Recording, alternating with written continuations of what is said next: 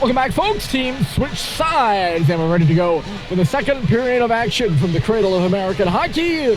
Gordon Rink of the campus of St. Paul's School, and it's the hometown Big Red in their new retro cream jerseys up on the opposing Brewster Bobcats by a score of 2-1. Joe Schubert and Mick Frechette both have power play goals. St. Paul's 2 for 2 on the power play. A stat booster. They were like 17% coming into tonight, and that's obviously been helped out now because they're 100% on the evening and lead this one 2-1. They are skating from right to left and in wearing those cream uniforms. Brewster wearing their home blues, and they're skating from left to right. Puck is in the far quarter right now. Picking it up here is Owen Stadheim. Pinch given from the line. Russell at the top of the circle. It was taken away from him by Ryan Dick. And here come the Bobcats the other way. 2-on-1. Dick across. And it's put off the outside of the cage by Daubert coming through on the back door. He had an open net to put it in. And it was just tapped wide. Boy, that would have been something for Brewster. You go right off the bat and tie the game, as soon as the second period got underway, and then St. Paul's going to go 3-1. Malcolm Bussey just missed that tap on the back door. He's got another shot coming here, and it nicks off the body of Cooper Flinton in front of the net. Up high here is Stadheim, knocked away from him, and here goes Calandra. He's on a breakaway. Dom Calandra right in on goal, and he had the puck trickle away from him, centers it back in front again, and Murphy makes a good save as coming through there was Liam Moore. Here's Calandra top of the circle. 2 good opportunities for Brewster at the start of the second period, trailing 2-1. St. Paul's the other way. It's Cox, a shot, goes off a body, and up and out of play. That would have been big for Brewster, either one of those, really. They got outshot 22-5 in the first period, which was dominated by the Big Red. And if they could find themselves in a 2-2 hockey game earlier in the second period, I think they would take it in a heartbeat. Face off on the right side of the Brewster zone. It goes on around the ball, off the draw. Malone all tied up there with Jack Murphy on the far side. Culver coming in to help out. Drew Naylor gives him a bump and takes the puck. Naylor reverses. It's in the skates of his defensive partner, Murphy. Plugged up and off the glass. We had Reed Demain go off at the end of the first period as a forward for Brewster, who has 3 guys out of the lineup and only 19 guys on the roster. And we have not seen him back on the ice since then. Just to keep an eye on that one. It's a long stretch pass. Jack Hepp, a late injury before this one. He is out too for St. Paul. So both teams down a guy or more. St. Paul's missing 2. Brewster now missing 4. Cox goes into the corner on the puck after lugging it all the way from his own end, really. He picks it up behind the goal, too, winning the battle. Cox starting and stopping behind the net. Knocked away from by Naylor. It's still loose and low, and Culver will swing it around with it. Culver to the middle. A nice little move there. Drops it off to Levine. The shot through traffic. Went off the leg of Malone and into the far corner. Cox drops it off. He gets pasted on the far wall by Naylor. It's moved around quickly here by the Bobcats, and Jack Silver is coming with it. He's got Hoff on the left side. Silver shoots, and a save is made by Murphy. He'll swallow up the rebound and hold on. This game part of the Lakes Region Tournament consolation brackets. In the championship bracket, got our first results coming through with Tilton going back to the championship game. They had an overtime victory. Oh, there's a shot from the line. And Pierce put it right on goal. Murphy made the save. Tilton going back to the championship game. They defeated New Hampton in overtime. A tough battle between 2 I-93 rivals. It was a 3-2 victory for Tilton in overtime. I didn't get any more deets besides that, really. A big win for Tilton. Those two teams also in the small school tournament together. Tilton, I believe, was at the 5 seed starting. Looking at this one, they didn't have any home ice advantage, 5 or 6. And New Hampton is a 20-win season. They've been playing some good hockey. They got some talent on that team. They're the 3rd seed in the small school tournament, so that is an upset in case you were wondering. A big win for Tilton. KUA playing Proctor. I think that was a 6 p.m. start too. There's a shot off the goalpost there by Daubert on the face-off circle as Brewster pressing here to get the game's tying goal in the second period. Sweet coming through center. He finds Joe Schubert on the left side. He winds up a drive, and it goes off the leg of McCauley and out of play. KUA and Proctor playing now at 6 p.m. and that will determine the winner. Will determine the opponent for Tilton tomorrow in the Ranked Future Championship game. All signs showing that Kimball Union, who's the favorite and the game being played on their ice tonight, and they'll be headed back to the championship. I don't want to draw any conclusions, but if they do, it'll be a rematch of last year's championship game, which KUA won over Tilton. Winner of these two teams will play against the winner of the Holderness Vermont game, which happened earlier today. Something was happening there at that face-off, a lot of stick jabbing and yelling and shoving, and the referees are going to convene over on the far side and talk about this. If there's going to be penalties or if anyone's going to get kicked out. And the referee, Roy there, wasn't given the list of referees for this one. They're lecturing the officials, and Calandra and Richard are both going to go off. And they're both, you saw them, they both had smiles on their face, and they're chatting and talking to me about it. They might be opponents on the ice, but they share a common, not value, but a common idea and a common opinion is that they should not be in the box right now. A lot of jousting off that face-off. And they're both going to get penalized for it, and we're going to have some 4-on-4, I believe. So Brewster and St. Paul's both making changes. So Calandra and Richard are in the box. Referee's just calling penalties for the sake of it, I guess.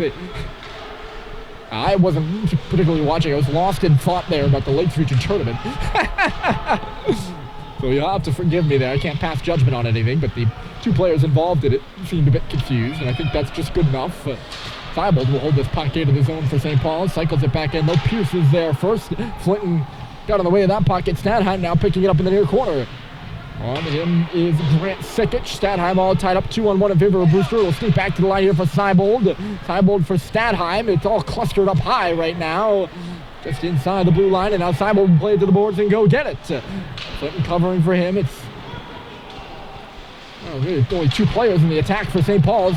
Sweeping in behind the net to pick up this puck is Flinton. He'll do a lap here. Comes out high looking for a lane. He gets free. Cooper Flinton shoots along the ice looking for a tip in front. And Stadheim just poked it up and over the goal. It's Cox now on the far side. He picks it up and is hammered from behind by Hoff. And Hoff, the gesture of good sportsmanship, goes over there and makes sure Cox is okay before giving him a pat on the back. I don't think he would deny that that's a penalty. And he goes right to the box without a complaint. Dangerous looking hit from Brady Hoff, who has the lone Brewster goal tonight. Well, St. Paul's will get a power play out of this. Just a dangerous looking hit. But it's good to see that Hoff, who I mentioned is one of the higher scorers on this Brewster team, and thus, when you lead on the stat sheet, you have to be a leader of the team as well. He is the team's leading scorer. He's got 15 goals for 23 points now. And doing a good job there with being a good sport and making sure Cox is all right. You like to see that because at the end of the day, we want to make sure nobody is really getting hurt seriously here. And we'll wait to see the verdict on Hoff. It's a double minor. So 4 minutes up on the board. And 53 seconds of that will be 4-on-3.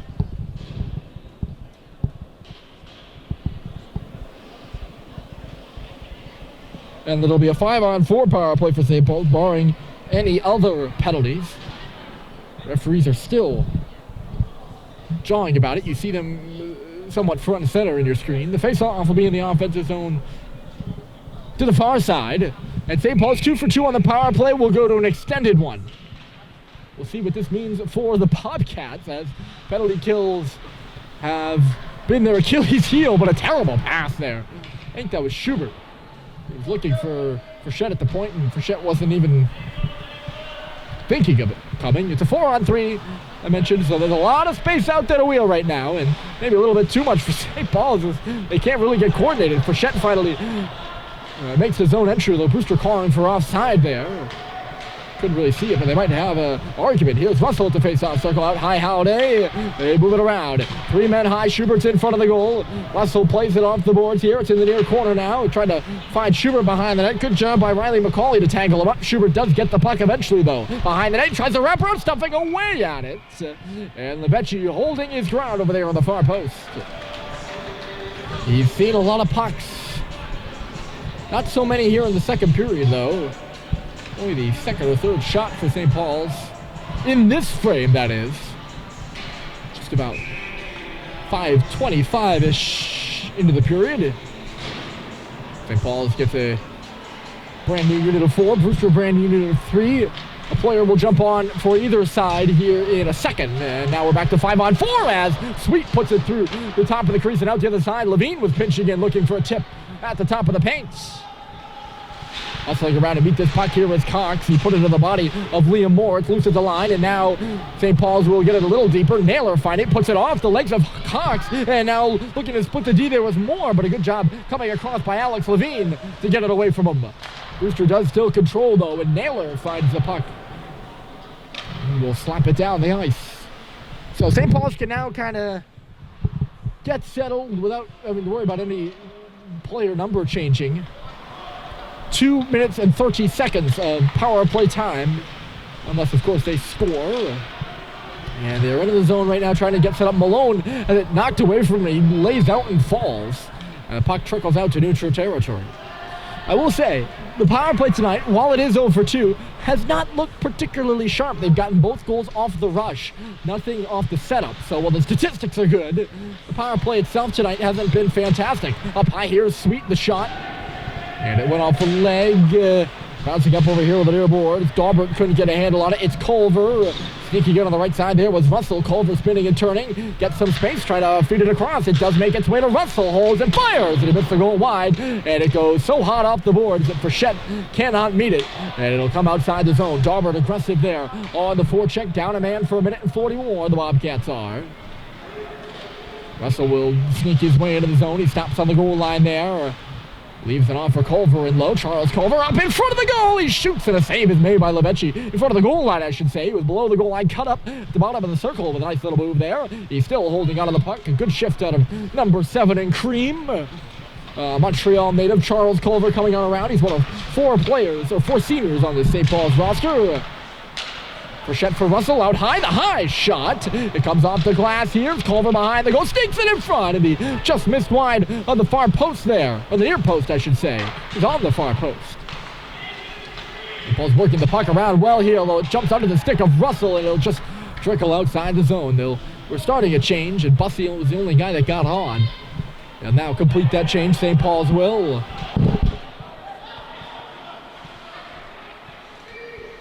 40 seconds left to go here. This made advantage. St. Paul's at a 4-minute major, or double minor to Brady Hoff for hitting from behind. Before he hit from behind, I should say. Here's Flint in the middle. Look out, a trigger pull. Save is made. Rebound fair. Levechi's down. The puck is loose. And Frechette comes in from the line. He's going to get a few whacks in on goal and in on defenseman Drew Naylor. Those two are wrestling and the teams converge, but Sam Levechi holding his ground, most importantly. Gets a bit of a rouse out of the crowd, and we'll probably see those two go off to the box. Yep.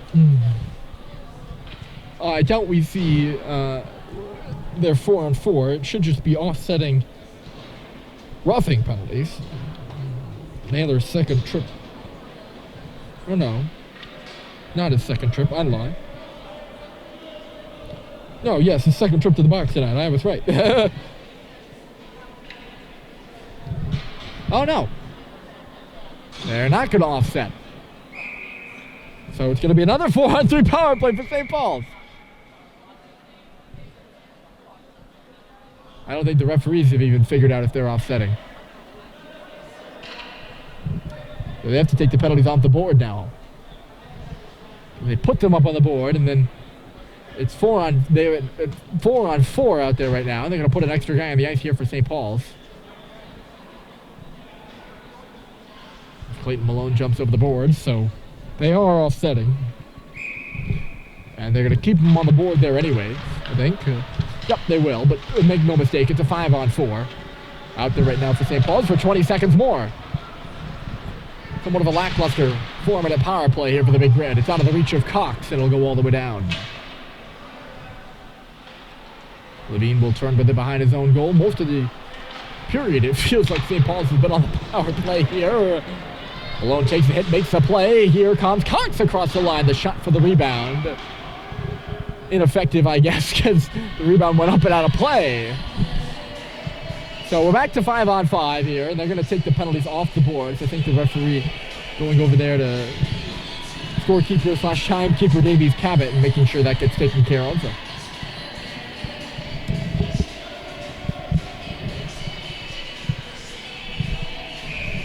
Pete Stanger, Max Eckstein, and Reed Curry out of the lineup for Brewster. I don't think I've ever named them. And now we believe Reed Demain is out as well. We haven't seen him back on the ice since going off in the first. A swing and a miss by Bussy in front of Suzuki and another whack at it.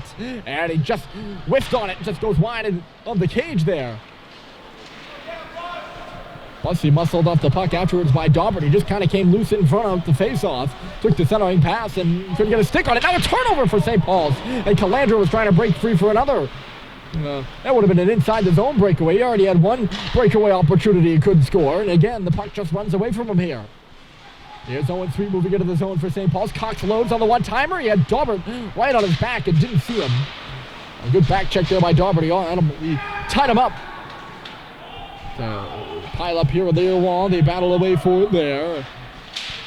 And it'll just trickle off the wall. Here's Bussy into the middle. He shoots in a glove save is made by Lavechi.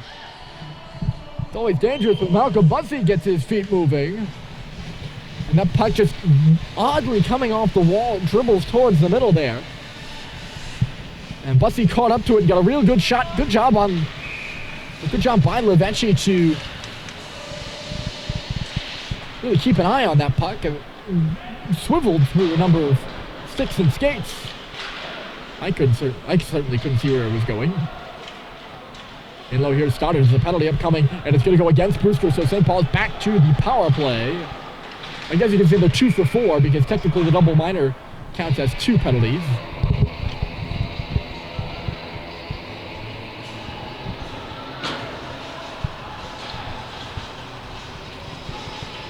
So, having just killed off essentially what is 4 minutes of power play time, now a lot of back and forth. They have a 4-on-3 and a 5-on-4 for a while. But St. Paul's will go back to the power play here for 2 minutes. 8 minutes left to go in the second period. No scoring here in this middle frame. But in the first, it's Mick Frechette and Kirsch Schubert who have markers for St. Paul's. Brady Hoff stays hot. It's his 9th goal in 6 games for him. The only marker for the Bobcats so far. As Frechette stopping and starting, he feeds it back to the line. Russell walking there, couldn't get outside the reach of Luke Lynn, who chased it back outside the zone. Russell leaving Lynn in his wake, but he can't get away from Daubert now, who feeds Lynn coming in on a one-on-one. Lynn, good back check there by Richard. He knocked the puck away from him. And Paul's looking to get started, but the pass misfire, so Russell is forced to start back with it again. Lost one across ice there for Stoddard. He'll jam it off the top of the boards and in. Sliding and falling and hitting his face into the boards there was Jack Murphy. He didn't get tripped or anything. He just slipped and fell. And an awkward looking collision in low there. I don't ever really like to see a player going to the boards awkwardly like that. Richard tipped it. Here's Stoddard coming into the right side. Daubert on him. He lifted off in the corner. Frechette will peel back with it to the line. Here to Seibold. This away. Bryson Russell up high. Sam Seibold a shot. And a save is made. Rebound was loose there. St. Paul's crashes the net, but Sam Lavechi holds on. 46 seconds left to go here in the man advantage. I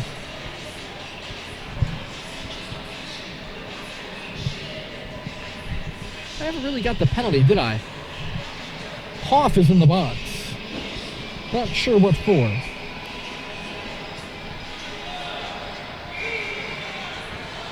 Only 3 players on the ice here for Brewster.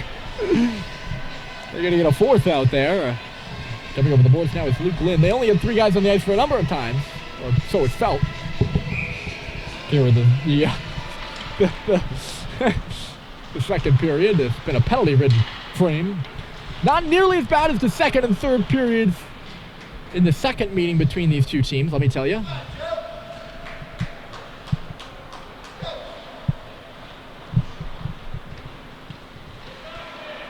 Getting around with it here is Cox. He's got 26 seconds to move up ice, but he's tracked down and hit by Lind in front of the goal, or behind the goal, rather. He turned it over, too. St. Paul's really struggling on the power play here in this second period. They make a stretch pass up here for Schubert. We'll see if he can get things set up. He's torn down. There's going to be a penalty against Brewster. They finesse it to the back door for Sweet. The bench does not like that call, and I honestly don't blame him, as it just seemed to me like Schubert made a hard turn and fell, a sharp turn and fell, even though he had some pressure on him. There was really no stick in there, but St. Paul's is going to go to another man advantage here in the second period. It's been Brewster shooting themselves in the foot, although St. Paul's hasn't been able to score.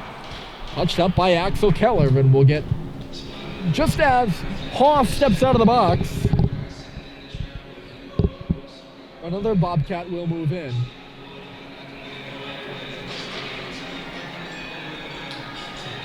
And you gotta credit Mike Doyle on that one, the head coach for Brewster. He's giving it to the referees, and I don't really blame him. His team has been battling here in this hockey game.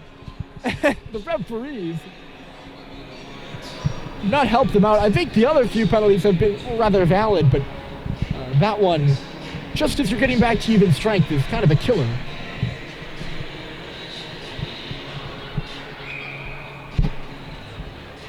.5:55 here on the clock in the second. Still no goals in this frame on either side, and it's been a rather sloppy one if you ask me. 2 minutes of power play time with Grady Pierce in the box. So let's see if St. Paul's can convert on their six-man advantage of the evening. Murphy battling with Stadheim in low. The puck is lost in some skates. Flinton picks it up. He moves it back to the line for Frechette, and then right on back for Flinton on the half wall. Bossy is in low. Flinton top of the near circle now. Cross ice pass. A quick shot by Stadheim. He had kind of a hiccup there on the initial shot. He got the shot off, and when he did get the shot off, it had good velocity on it. But it was just that one split-second hiccup that allowed Levecchi to get over there. A good save by the Brewster goaltender. Just couldn't get off the sweep shot. Cleanly, Stadheim couldn't. St. Paul's wins the draw in the offensive zone here. It's Levine on the wall there in Stadheim.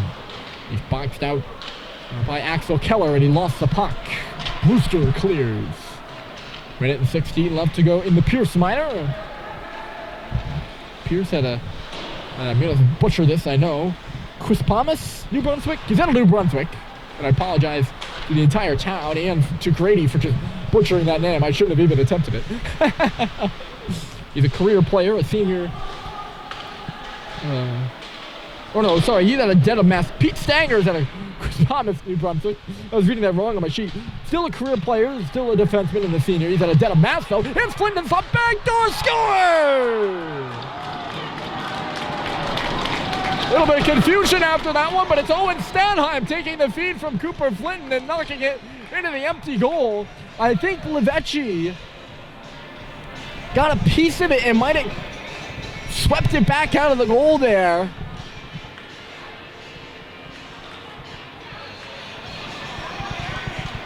Stadheim did this odd thing. Like, usually when the puck goes in the net, you don't have to tell the officials it went in the net. And he gestured with his hand, and Levecchi turned to the ref like he was unhappy. Interesting. It didn't seem like that should in any way, shape, or form have not gone in the goal. And yet, hold on, Culver, a sharp angle drive here right off the faceoff. And he missed wide.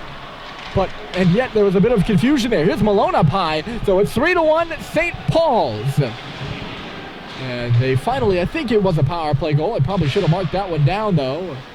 Yes, it was, because Flinton had all that time in the slot to move it.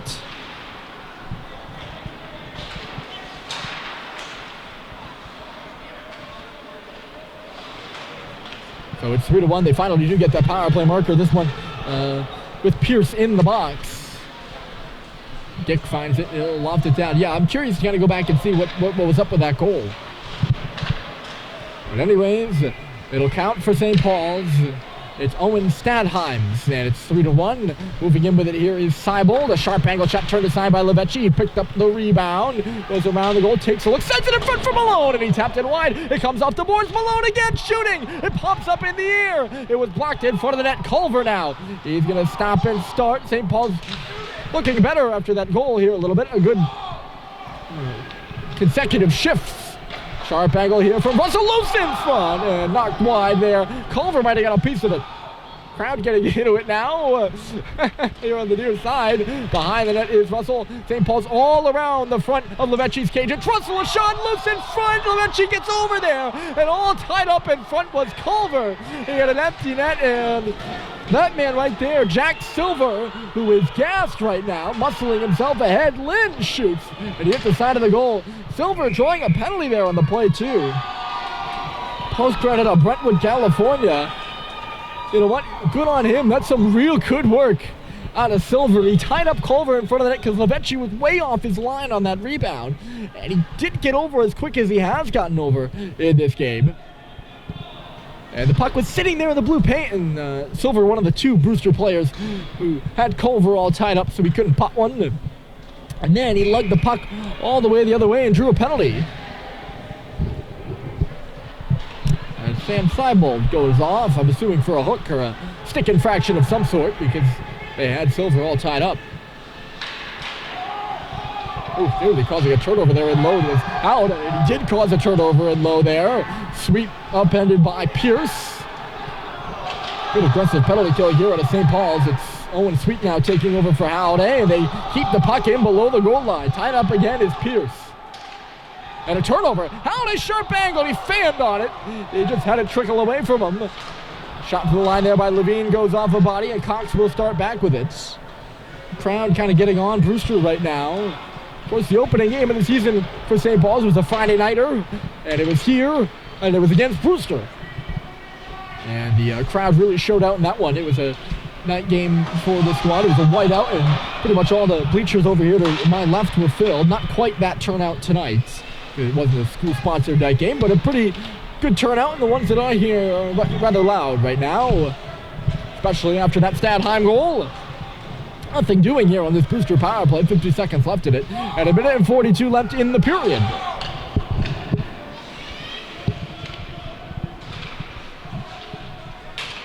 Turnover here by Brewster. Stadheim getting around a man. He takes a look. Schubert's in the middle. Stadheim holds. He shoots. The save is made by Levecchi, who stuck with him and hold the post.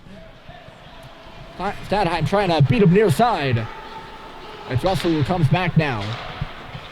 Big Frechette. Great kill out of this Big Red squad. Their first kill of the night. And they haven't let Brewster even get set up in the offensive zone. They have been the better team by quite a bit here, but still not the sharpest performance out of this Big Red squad, if you ask me. Not the cleanest, I think is the best way to put it. Here's Schubert picking it up along the goal line. Never really could get a good handle on it. It's tipped up and ahead, and Silver will come across center ice. No further than that. Frechette run over here on the near side. Picked up by Riley McCauley on the St. Paul's logo and arrested in. Deflected aside by Charlie Murphy. 33 seconds left to go in the period. It's Frechette to Stretcher, and it just nicked off the stick of Fitz Frechette there, who was offside of the play, so we'll have to tag back up. Couldn't pursue on that any further. Taylor, another Stretcher. Picked up here by Frechette. It'll be dropped on back for brother Mick. They move it around, and Richard finds Frechette, played it up and ahead, broken up there at the Brewster line by McCauley. It's in neutral territory now, right between the blue lines. So one goal in this period, it belongs to Owen Stadheim. Silver, a last opportunity, never made it to the goal. And that will do it for the second. Here in Lakes Region Tournament action at St. Paul's. Ahead of Brewster, 3-1. And the third is coming up next.